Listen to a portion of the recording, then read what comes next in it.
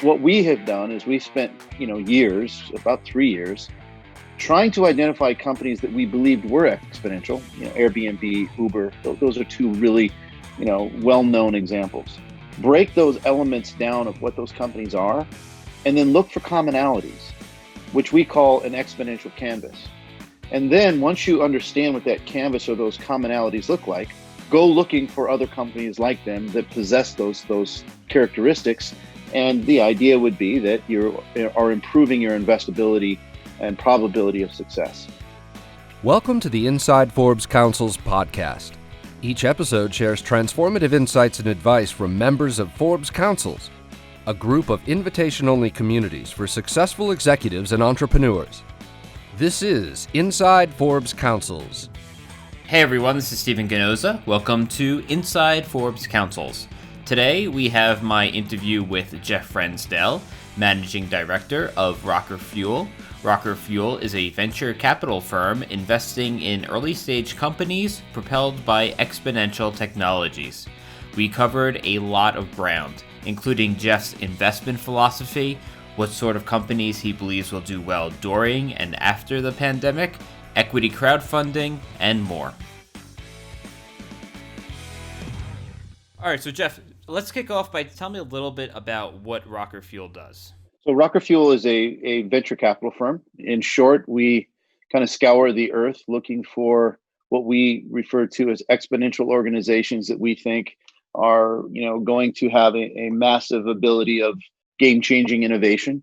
And we take other people's money that we are responsible for from a fiduciary perspective, and we invest that capital into these companies. And then we spend a significant time, energy, and mental capacity helping those companies either one, be purchased by major corporations who have a strategic gap in their organization, and they need to fill that gap. And typically it's these younger companies that have gained significant market share in places that these larger companies have struggled.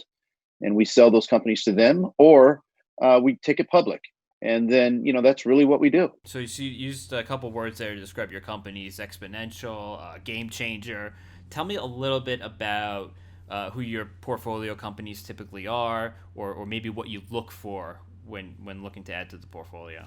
So, the word exponentiality is one that deserves a little bit of time, right? But I think the easiest way to understand what we mean by that is if you take a company similar, we all know what Airbnb is, so I think it's a great example. Here's an organization that is really a tech-focused organization. It doesn't own really anything.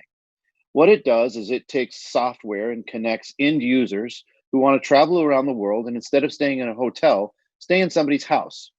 And then it connects that end user to the owner of that property, who might not be using it the month of July or month of June or whatever it might be, and connects them together in a meaningful way where they can do business together. Now, Airbnb in 6 years reached $1 billion valuation, which took Hyatt 60 years to get to. So that's 6 years to 60 years, in our opinion, is exponentiality. And so what we have done is we spent, years, about 3 years, trying to identify companies that we believed were exponential. Airbnb, Uber, those are two really, well-known examples. Break those elements down of what those companies are, and then look for commonalities, which we call an exponential canvas. And then once you understand what that canvas or those commonalities look like, go looking for other companies like them that possess those characteristics. And the idea would be that you are improving your investability and probability of success. So that's the exponential foundation of our thesis. I think that's probably the best way to explain it. What differentiates you from other VC firms, right? Like, what unique value do you bring, maybe in addition to capital, to your portfolio companies? Well, I think one of the biggest differentiations that fuel venture capital brings to the marketplace, or really to investors, our whole team comes from the liquid markets. So if you add it all up between the private sector and the public sector, the team has 84 years, collective experience in being responsible for other people's money, which I think is a really big thing. And so when, we kind of call it, balancing art and science. We have a number of scientists that are on staff, that look at companies through fundamentals and technical, eyeglasses. It would be very common in Wall Street for the last 100 years.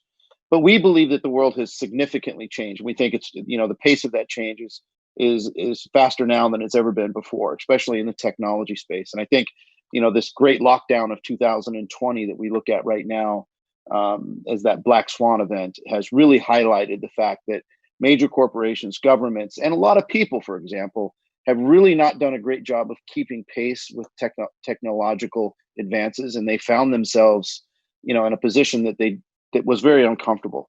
And it's our belief over the next, 5 to 10 years, if history repeats itself, these gaps that are highlighted during these black swan events are aggressively backfilled, with billions, if not trillions of dollars.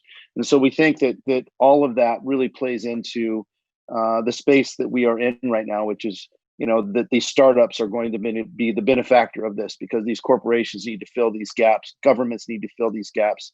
I mean, Stephen, good Lord, the government was struggling trying to get checks put back into the pockets of its citizens. The software was built in 1960 to take money from its citizens, not to put it back. And we couldn't get it done. I mean, in 2020, it's not acceptable. And everybody realizes that, including the government. And so you're going to see a tremendous amount of backfilling that we believe is going to play into our space. And so if you kind of put it all together, right, here we are in this situation that none of us have ever been in. You're working from home today. My entire staff is working from home, and my staff is, by the way, in Spain. It's in the Middle East. It's in Latin America. I mean, it's scattered all over the place. But we can operate today because of technology. And the product that we're using right now, if it's okay that I say it, we're using Zoom. And quite honestly, it's no different that if you and I were sitting at the table that I'm sitting at right now, we're having this discussion. That's technology. And so when you start to think about what we invest in, these exponential organizations that are supposed to be creating game-changing innovation for the verticals that they're touching, it would only make sense that if you're going through a crisis, that those companies, if it truly is game-changing, the demand of that product or the demand of that game-changing element would increase. And that's what we're seeing right now, and what we believe will continue to come out. So, themes that we're leaning into right now is the remote work. Obviously, that is something that we're all facing right now. What are the technologies? Who are the founders that are doing things in that particular space that we believe is going to be meaningful? Cloud is obviously very big, because you have to store things, and your teammates have to be able to access that efficiently and effectively. This whole notion of brick and mortar. We truly believe that what this has done, I mean, the human condition is very interesting, right? And we can create habits, both positive and negative, over a 3-week span. You do something consistently for 3 weeks, you have a new habit, and it's either positive or negative, but it is a habit. And if you think about all of us, including you, Stephen, I mean, you've been working now from home for what, 2 months, 2.5 months? Hell of a new habit. And what you're starting to find out is that your efficiency is probably much higher.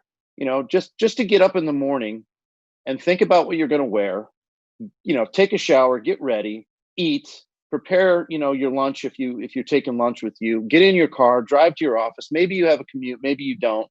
You live in Boulder, so it's probably not that horrible. But the point is you're talking about at least an hour and a half to 2 hours just to get to work. Where now that hour and a half to 2 hours is nothing but work, that you're being able to move sand that you weren't being able to do before. And I think what's starting to happen is you have a lot of companies, both major corporations, small to mid-sized companies, that are starting to realize, hey, we were forced to do this experiment, but it's actually proof sourcing the fact that maybe we don't need to spend $25,000 or $125,000 on rent every single month. What we need to do is invest in a software package that allows us to operate our workforce efficiently and effectively, monitoring work, pushing work out, making sure the work is getting done, having the ability to interact like you and I are interacting right now, having the ability to have all of our folders and files in clouds, being able to work on a document at the same time from anywhere in the world. That's where the future is going. And so that's the kind of things that we're leaning into right now, which we think will be game changing. Now, was that your investment strategy pre-pandemic, or is that sort of, or did it happen and then you were like, this is where we need to go to? No, that's been really the thesis for 3 years. I mean, if you look at the portfolio today, you're talking about robotics, and if you look at one of our robotics company, which is called Omni Labs, it's a Silicon Valley company. The founders are all from Japan, and obviously have Japan and Asia is much farther ahead of the United States in robotics and AI, and they've created what's called an avatar, and they were just voted one of the five robotics companies in the world that are really helping the healthcare industry right now during this COVID, because our avatars can go into hospital rooms and clean those rooms with UV lights, and before a human can go in. Something else that I think is really interesting that I didn't know about, Stephen, in hospitals, one of the biggest demand factors is communication. We live in a planet right now that's much flatter than it's ever been before. And so, especially in a international city like a Miami. And I guess there's this other element that when people really get sick, they kind of core into how they think. And if you speak a number of languages, you think in one particular language. And so that's what ends up, if you're from Brazil and you're in Miami and you get really sick, you're probably speaking in Portuguese.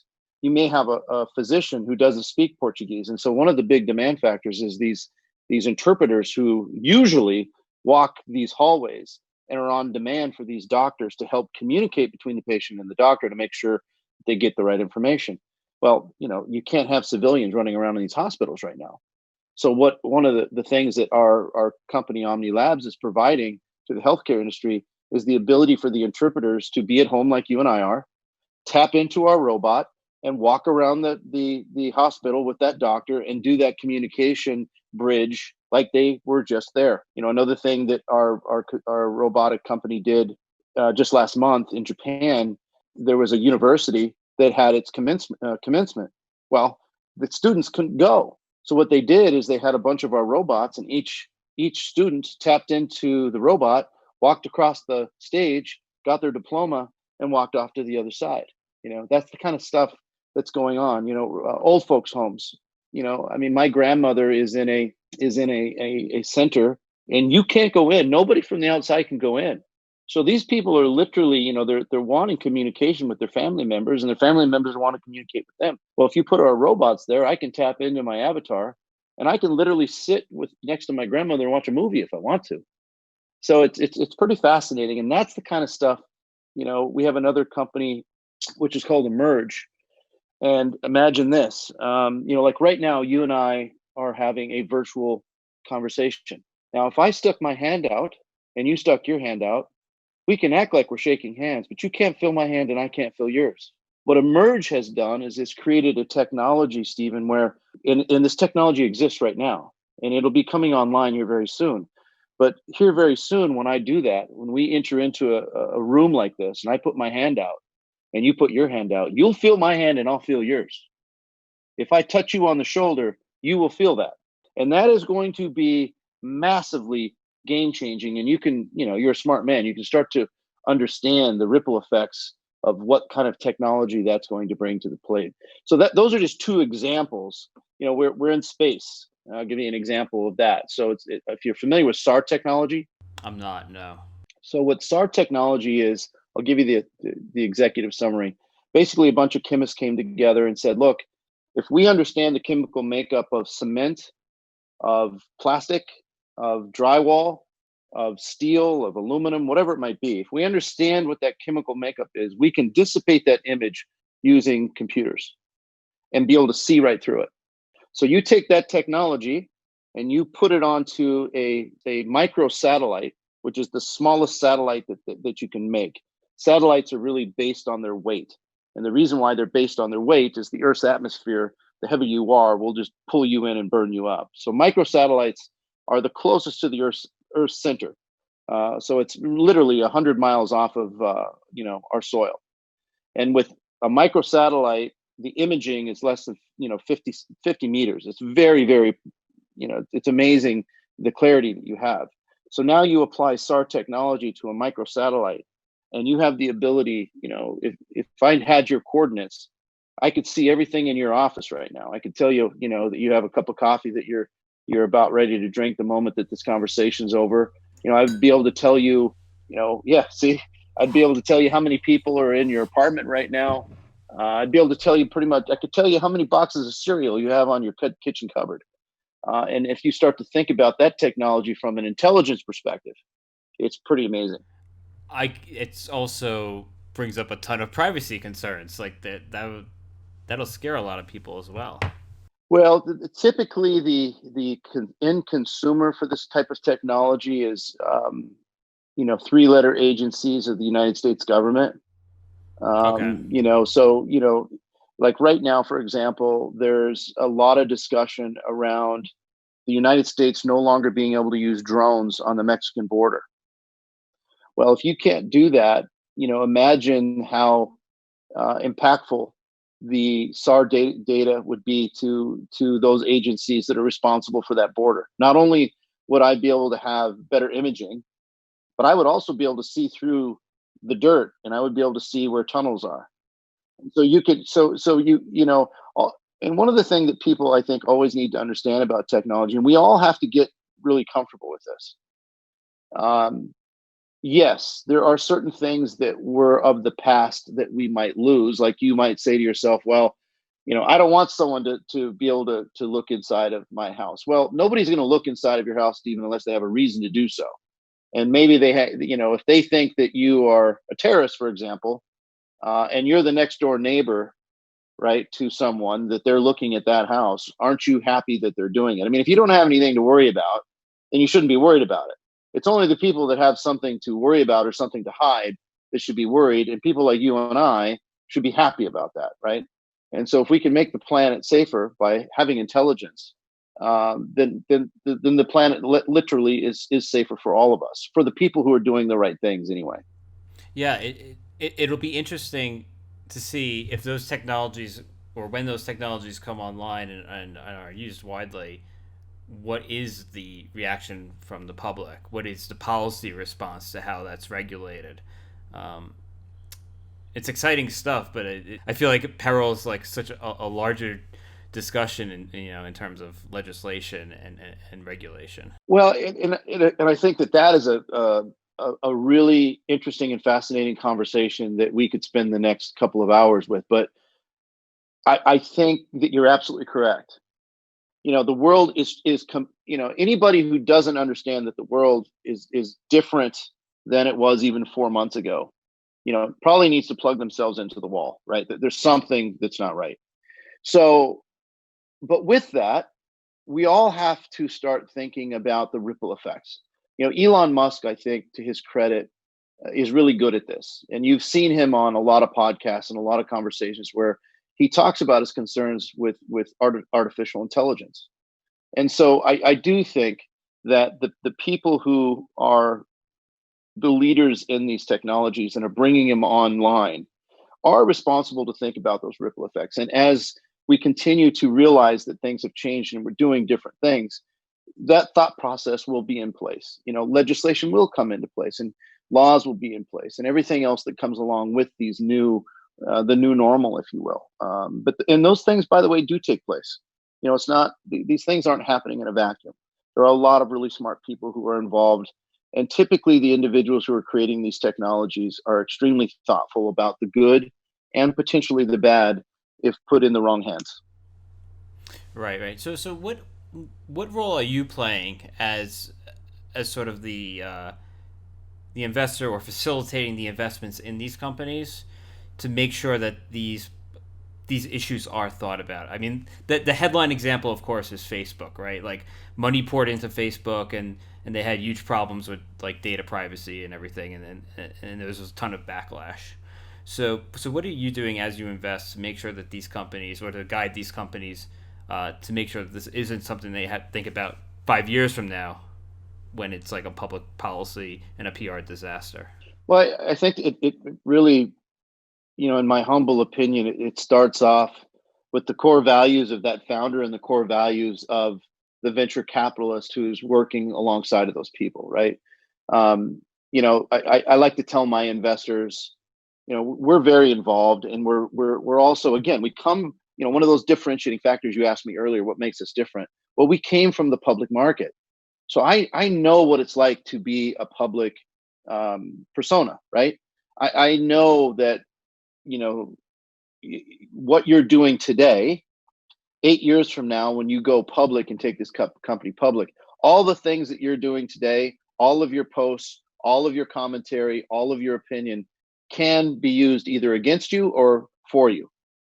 And so, one of the things that we do that I think is very different in the venture capital space is we run our founders through a quarterly report out, just like they will have to do eventually if they become public.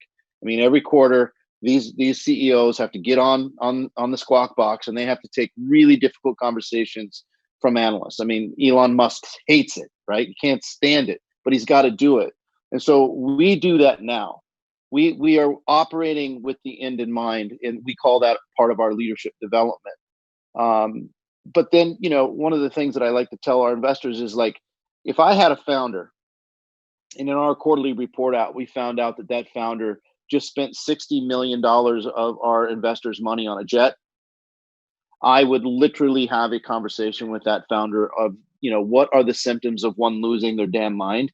So the next time I see this, I can get ahead of it way ahead of time, right? I mean, that kind of thing, that kind of behavior would never happen inside of our organization because of how we do it. So to answer your question more concisely, I think it starts off with the core values of the founder. It starts off with the core values of the people who are, kind of developing that leadership and developing that company and building that company.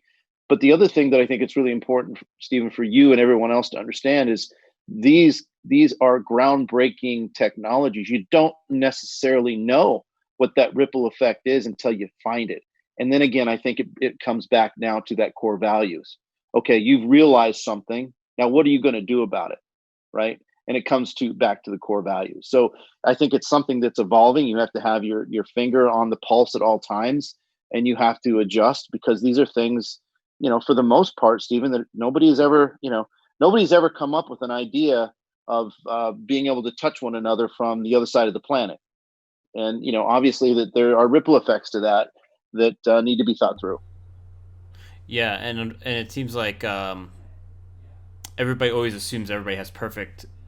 Well, hindsight is 2020, right? Like, Yeah. 8 years from now when there's an issue or something, it's Right. like, well, how could they not have known Oh, yeah. that the technology would have been used in this way or whatever? Yeah. The armchair quarterback is amazing with things like this, but it's just not that simple. Right.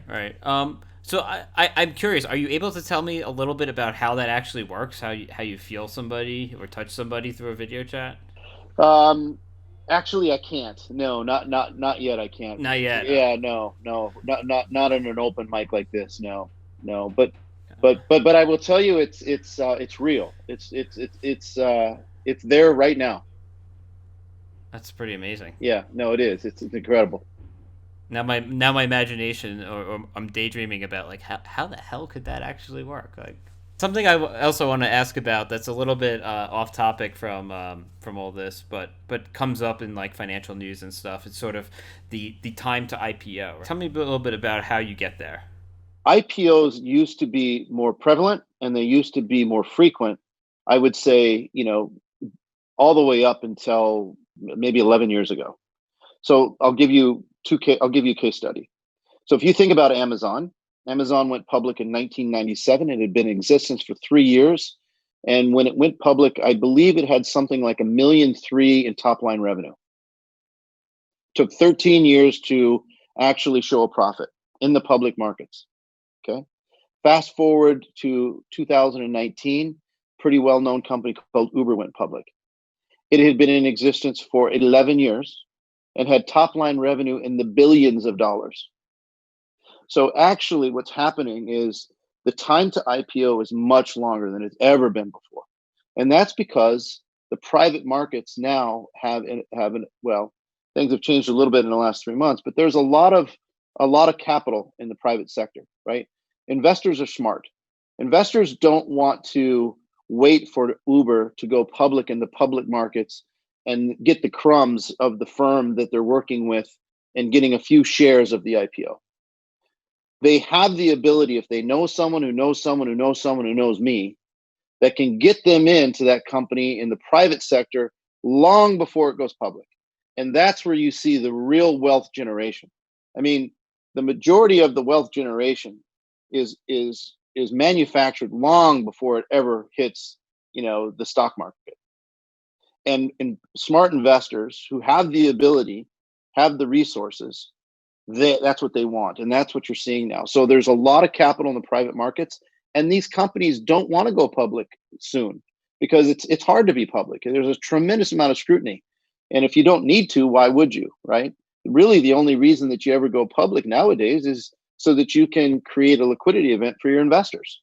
That the people who were there for you, who invested in you, if you were first money in Uber 11 years ago, 12 years ago now, you want to take that money to the bank now. And so Uber has a responsibility to try to figure that out. And they're certainly not going to sell to somebody because they're the industry leader. They created this thing. And so their end game was an IPO. Now to answer the question, how do we help people with that? Our focus really isn't on the IPO market. If we have a company in the portfolio that is a game changer or an industry leader, and that is their ultimate path, then so be it. I think, humbly, we're really good at that space, and we provide a tremendous amount of value to the founder in doing that. But really what we're looking for are corporations that have strategic gaps and can really benefit from the companies and the technologies that we have invested in. We really want to, kind of marry that together. And that's another thing that I think we're pretty darn good at. Mentioned this idea that the real money is made before they go public, right? But historically, that's been kind of off limits to most of the population, right? It's like accredited investor, SEC rules, and all this. Now there are these platforms like WeFunder and Seed Invest where you can kind of invest pre-IPO in some companies. It feels a little bit like gambling. What's your take on sort of these new platforms and giving a way for non-accredited investors to get into companies early? The whole accredited, non-accredited thing. So it really boils down to, if you're not accredited, then people would say that the amount of capital that you have to invest in something, we don't want you to hurt yourself, kind of a thing, right? So do no harm is actually in the wealth management business. Do no harm is a fiduciary element of how we think. But I believe, if you believe what I believe, and that is that information has been democratized. I know more. We live in a society that if we don't get what we want in 30 seconds, we're pissed off, right? If I go and Google something and I don't get an answer within 30 seconds, I think that there's something wrong with my Wi-Fi. I'm not happy. I'm calling my IT person. What the hell is going on? That's the world we live in, and it's changing so fast. And we're really, people don't realize it, but we're already becoming cyborgs, right? I mean, I don't know about you, but my phone is with me at all times, no matter where I go. And I set it on my bedside, when I go to sleep, and it actually monitors my sleep and tells me how I slept the night before. So in some ways, I'm already a cyborg, right? And it's going to get more and more and more. And I lost my train of thought, so I apologize. I was asking how you thought the rise of these sort of equity crowdfunding platforms would change, like early stage investment. And they accredited and non-accredited. So, as someone who used to be responsible for other people's money in many different asset classes, I quite frankly, I think all of that is abundant right now. You can acquire, those financial products on your iPhone. You don't need to pay somebody to do it. You don't really need to pay someone for the guidance. You can go to Google and you can Google asset allocations, and you can take some questions, and you can be, pretty spot on. You can even buy just a bunch of ETFs, and you're going to do really well. But in this particular space, I think that expertise is very important. I personally would highly recommend that people not go out on their own. I have a massive team, and quite frankly, I'm without a doubt the least intelligent on the team, right? I mean, these are really, really smart people, and we spend, and this is no exaggeration, but between 60 to 80 hours every single week, really going deep on these companies and understanding what's going on and working with these companies, removing bumpers and barriers. It is a full-time job times two. And I just think that in this particular space, it's deserving of that. I think that if you're a quote unquote angel investor and you go and you hear a pitch and it feels good and you like the founders and you're putting money into those companies, it's it's a risk factor I personally wouldn't suggest. But if you're not accredited and that's the only thing that you have access to, then I get it. But if you are accredited, I really think you need to find firms like ours. And again, I really think it's important that the investor spends time understanding, what are the general partners of this firm? How do they think? What are their core values? Have they been successful in the past? Do they have to go to work and do this, or are they doing this because they're trying to make a difference? They're trying to help people. They're trying to create access for people. I think that those are the things that are important to understand. And if you can identify a firm like that, it's far better to let them do what they do best, and your returns and your night sleeps are going to be much more sound. Excellent. Well, Jeff, if people want to learn more about you or Fuel or whatever, where can they go to get more? Our website is www.rockerfuel.com, and Rocker is spelled ROKK3R.